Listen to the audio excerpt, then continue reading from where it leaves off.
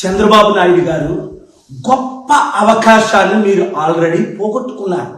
June 5నే మీరు India కూటమి ప్రధానమంత్రిగా ప్రమాణం చేసినా లేదా మోదీ గారిని deputy prime minister, home minister, finance minister, foreign minister ఏదైనా అడిగితే మీకు ఇచ్చారా? ఇవ్వలేదు. 240 సీట్లు బీజేపీకి ఉన్నప్పుడు మిమ్మల్ని నితీష్ కుమార్ని వాడుకొని ఇప్పుడు 309కి వచ్చారు. ఇప్పుడు మీ 16తో మీరు బయటకు వచ్చినా వారికి చేసే నష్టం లేదు. అప్పుడే నేను చెప్పాను, ముందు కండిషన్ ఆంధ్ర రాష్ట్రానికి స్పెషల్ స్టేటస్ ఇస్తానంటేనే నేను మీకు మద్దతు ఇస్తాను అని ప్రకటించమని. మీరు అవకాశాన్ని పోగొట్టుకున్నారు. స్టీల్ ప్లాంట్ని అమ్మను అని అనౌన్స్ చేస్తేనే మీరు మద్దతు ఇస్తానని చెప్పమన్నాను. మోదీ గారు ఇచ్చిన 10 వాగ్దానాల్లో ఒక్కటి కూడా నెరవేర్చలేదు. మీరు ఢిల్లీ లీడర్స్ని అసలు మిమ్మల్ని జైల్లో పెట్టించింది వారని మీకు తెలుసు. మీకు దేవుడిచ్చిన అవకాశాన్ని మీరు కోల్పోయారు.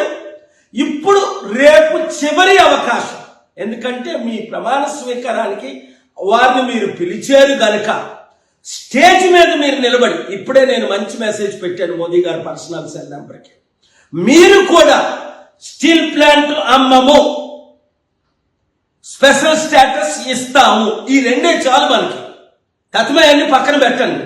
స్పెషల్ స్టేటస్ ఇస్తే 100,000 కంపెనీలు మనం తీసుకొచ్చి ట్యాక్స్ కట్టకుండా వారికి ఆ కంపెనీల ద్వారా లక్షల ఉద్యోగాలు ఇవ్వగలమని మీకు తెలుసు, నాకు తెలుసు. నేను చేస్తాను ఆ పని, మీకు మద్దతుగా ఉంటాను. కానీ మీరేమో స్వయం మైండ్తో వెళ్తూ ఫెయిల్ అయిపోతున్నారు.